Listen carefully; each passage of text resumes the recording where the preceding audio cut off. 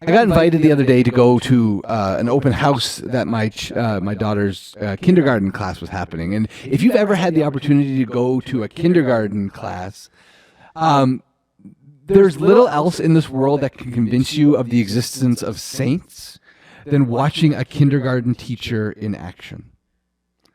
In a class with 34 and 5-year-olds, the teacher is an ambassador of patience and grace in a way that shouldn't be humanly possible.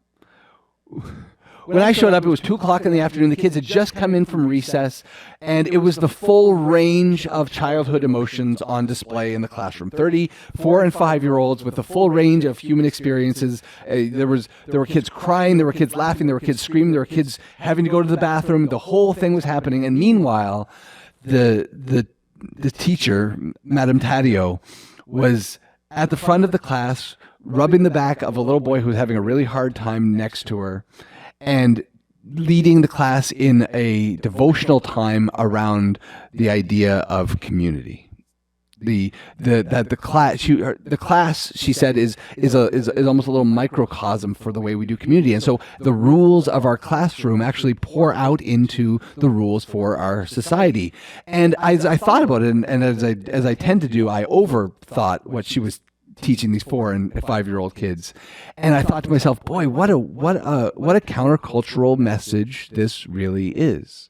The idea that because you are loved, you are accepted, and because you are accepted, you have the opportunity to love and accept the others around you just as they are, because God accepts you. Was the sort of the core message that Madame Taddeo was trying to convey to this group of 4 and 5-year-olds who may or may not have gotten it. But what they saw on display as Madame Taddeo patiently and evocatively and most importantly caringly rubbed the back of this little boy who was having a hard time and showed and told the class what community could look like, what the power of a real sense of class and community could be and could do in our world, I thought to myself, how different would this be if she wasn't sitting there rubbing the back of this boy who was having a hard time in her class? And I thought to myself a second time, man, I don't know how she does this every single day of the week, year after year after year. And then I thought to myself, kindergarten teachers do not get paid enough. And then I thought to myself, she just might be a saint. I don't know. She might be the best person I know. So kindergarten teachers, you have my respect. You have my love and my admiration. You are the best of us. But what she was highlighting, what she was showing those kids was that community and class, in the sense of a group of people who are together for a purpose, is something that we're supposed to strive for. The idea of community is something that is integral to who we are as people. It's the lifeblood that everything else comes out of. We're not a people who find ourselves as a group of individuals sitting in a room on Sunday morning. We are the church. We are called the ecclesia, those who are called out. This idea that of a community formed not of individuals, but as a group of people coming together to make a new way of living is the most fundamental idea at the heart of the Christian gospel. And it is the idea that Isaiah prophesies and Isaiah imagines as the fundamental scene, the fundamental story that the church is going to tell. It is a world that starts with the shoot of Jesse, this descendant of Jesse's line, this descendant of David, who is going to be the one who is going to make all of the sad things in life come untrue. Who's going to come step into the brokenness and the pain of our world, and is going to make the lion and the lamb lie down together.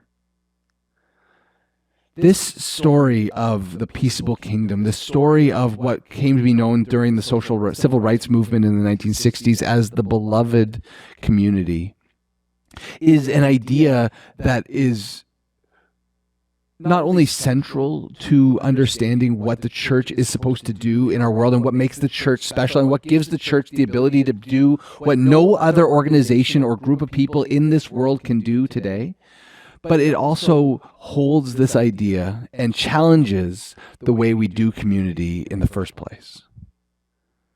See, the thing about this passage, this chunk of Job's story, is that it is the only time in the Bible that people who try their best get told that their best is not good enough.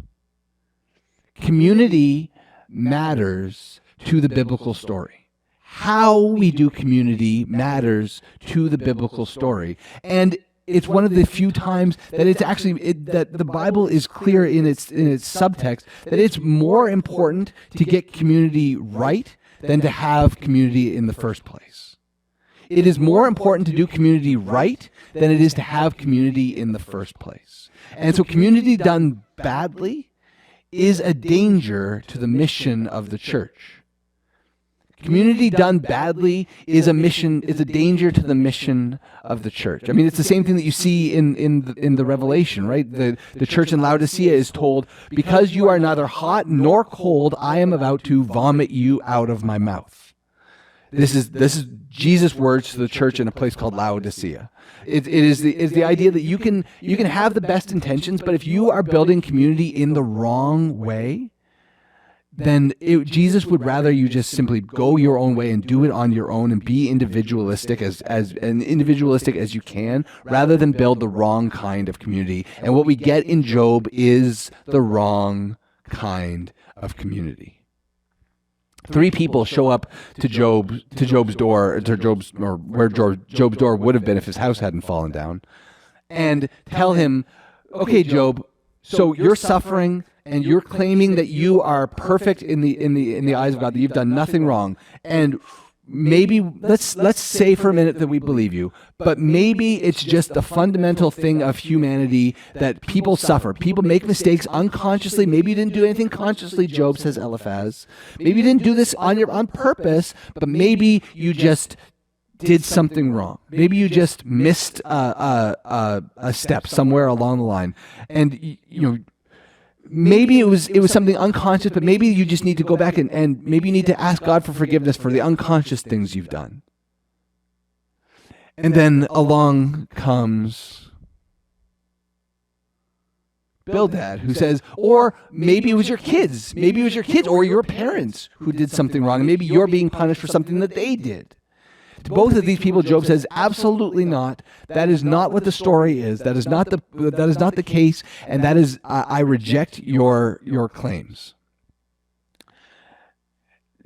Zophar is the third speaker in this series who comes up and says, okay, so if it wasn't you and if it wasn't your family, maybe this is just the nature of the world. Maybe this is just part and parcel with what it is to be human, is for bad things to happen to good people. And maybe your job is just to curse God and die and walk away from the whole thing, because if that's the reality that we live in, those are really the only 3 realities. Either you did something wrong, someone else did something wrong, or there is no justice in the world, and you might as well just curse God and die. Those are the 3 theologies that are proposed to Job in the middle of his suffering. When Job is at his lowest, those are the 3 ideas that are brought to him. Maybe someone else did something wrong and you're being punished for it. Maybe it was your kids and your parents. Maybe it was you who did something subconsciously, or maybe it was just there's no goodness in the world and you just need to give up on this idea of goodness. And Job says to all 3 of those, you have not understood what the problem is here. You've not understood my story. You've not stepped into the moment of my realization that there is pain that I cannot explain, that does not have a rational, reasonable explanation. And Job cries out further and further and further. And it reminded me of a quote from the American poet Elaine Scarry, which says, and I want to get this right: "To have great pain is to have certainty. To hear of another's pain is to have doubt. To have pain is to have certainty. To hear of another's pain is to have doubt." When we build community on the sense of doubt, on the sense of hearing another's pain and saying, okay, let's acknowledge your pain, and then let's tell you how to fix it. The number one thing that people hear in that moment when we approach the reality of pain with solutions and with problem solving and with answers, the person in pain hears that their pain doesn't exist, that their pain isn't real, isn't authentic, isn't genuine, isn't bubbling up from the darkest part of their heart. And immediately, when we approach pain in any of those ways that says there is an answer behind this, there is a reality that you are not grasping, that you need to move through, we find ourselves at some point telling the person who's suffering that maybe your pain is just not that painful. Maybe it could just go away if this or that or the other thing. The reality of pain in our world, the reality of Job for our world today, is that there is so much suffering and loss that we cannot account for. In 1614, on All Saints' Day, one of the holiest days in the Catholic Church, the city of Portugal was preparing for its annual feast. The city of Lisbon, the country of Portugal, I think I said city of Portugal. The city of Lisbon in the country of Portugal was preparing, and the cathedral had opened its doors. They put out extra seating, and 1 million people flooded into the cathedral in Lisbon, and in the cities there. In 1614, on All Saints' Day, Portugal suffered the worst earthquake that it had ever recorded. What we today estimate was somewhere on the 9 on the Richter scale. And the epicenter of this earthquake was directly below the cathedral in the city center of Lisbon. In 1614, the cathedral collapsed at 11 o'clock in the morning under the weight of an intense earthquake, killing 17,000 worshipers. When we look at the question of suffering in the world, the question of where's God when it hurts, we as a church need to be able to address the problem of pain without resorting to one of the 3 theologies that Job's friends bring him. We need to be able to deal with the problem of pain in our world, because there is nothing that those 17,000 odd worshipers had done to deserve a stone cathedral falling on their heads, when all they were trying to do was worship God on one of the holiest days in the calendar. We are called the beloved community, not because we always get this right, but because we are called to constantly try to move the needle forward when it comes to how we approach suffering. You know, this idea was rediscovered initially during the civil rights movement in the 1960s, and it was when the Birmingham boycotts were begun.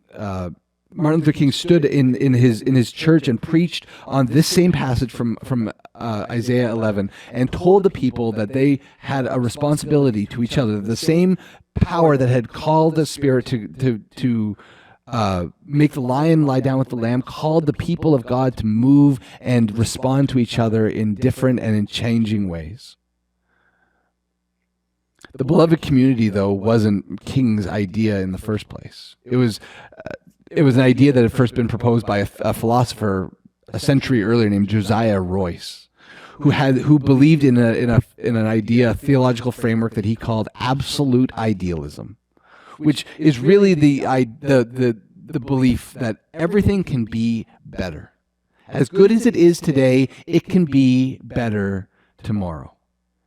And Royce called the church to this kind of adoption, that our job is not to hold some kind of absolute standard that says that if we get this, we'll be done and we can just sit back on our laurels and rest.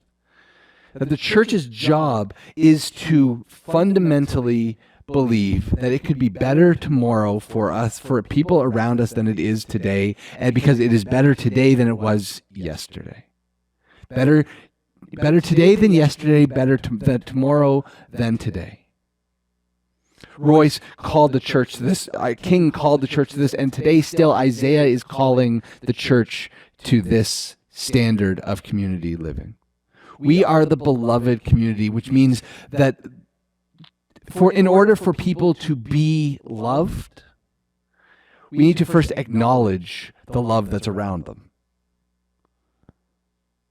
This is one of the things that is one of the reasons that the most important thing we're going to do in the next couple of months is refresh the care team. The care team is one of the most vital ministries that Chippawa Presbyterian Church has in its stable of ministries. Not because it's important that we somehow tell people, when suffering happens, this is what we're going to do for you. But because a care team done well can acknowledge the reality of love around us, so that the people that we are trying to love can acknowledge that they have been loved. The beloved community does caring ministry well when it acknowledges love so that people can be loved. It is very tempting, especially for Presbyterians who have a rich, written, oral, argumentative tradition, to think that we can accomplish something by just talking enough about it. That if we can tell people enough and write enough words and spill enough ink, that we can convince a world that has left the church behind that we love them and that we want them to hear the story of good news, and that we value them. And we chase them down. We put signs up that say all are welcome. We want to be a vibrant, welcoming community, inspiring spiritual transformation. And year after year, we talk and we talk and we talk, and nothing changes. The reports for the General Assembly for this year of the Presbyterian Church just came out, and this is the first assembly that I've gotten to go to that doesn't have any highly contentious or argumentative pieces. And as I was reading through it, I was struck by the fact that this seems kind of boring, until I got to the pension and benefits report, which sounds like it should be the most peak boring. Except in there's no contentious recommendations, but the number of churches closing their doors in the last year has tripled. The number of Presbyterian churches closing their door in the last year has tripled. We find ourselves with the reality that we cannot just keep talking about the change that we need to make. We need to actually become the change that the world needs to see, so that the world can know that they are loved. It's not enough for us to just simply put a sign out and say you are loved, or tell people Sunday after Sunday that you are loved. We need to start showing the people that they are loved. And one of the coolest ways that I've seen this happen in Niagara Falls is a new ministry that just opened up on Queen Street in Niagara Falls, downtown, right across from City Hall, in what is for most ministries in Niagara Falls a non-starter, because you're dealing with the reality of high rates of people experiencing homelessness. Until a ministry opened up that wanted not just to convert the homeless, but to help them understand that regardless of what they did, regardless of what they believe, regardless of anything else, they are loved by God because they are made in God's image. And so the Bridge, a new church plant, opened up on Queen Street, and every single day of the week, 7 days a week, 365 days a year, they cook breakfast for anyone that wants to come. 365 days a year, they show the folks experiencing homelessness on Queen Street that they are loved. Every single day, they have between 20 and 60 people walk through their doors, eat a hot breakfast, and then receive an invitation to come and worship. No strings, no bells and whistles. They don't have to stay for the breakfast. They don't have to stay for worship if they don't want to. The breakfast comes first. They show and they acknowledge that they are part of the beloved community. They acknowledge the love with their actions, with their words, with their deeds, and then the gospel message comes after. Community is the most important thing that we can do in our world today, because we have tried the secular brand of community, and we have tried it and found it wanting in so many ways. During COVID, atheist churches sprung up online by the dozens, groups of people who could gather and say the church is gathering, and the church is meeting online on Zoom or on Google Meets, and is doing just fine. And so why can't the secular humanists have the same group? And they tried, but they had nothing eternal to hold on to. They had nothing of substance to look forward to. And they had no message that needed to be shared.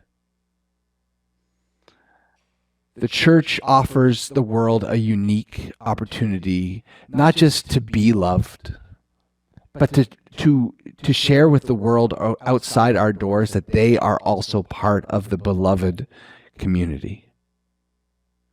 The answer to suffering in the world is not solutions. It's not programs, it's not activities, or even the belief that you're wrong about the circumstances of your suffering.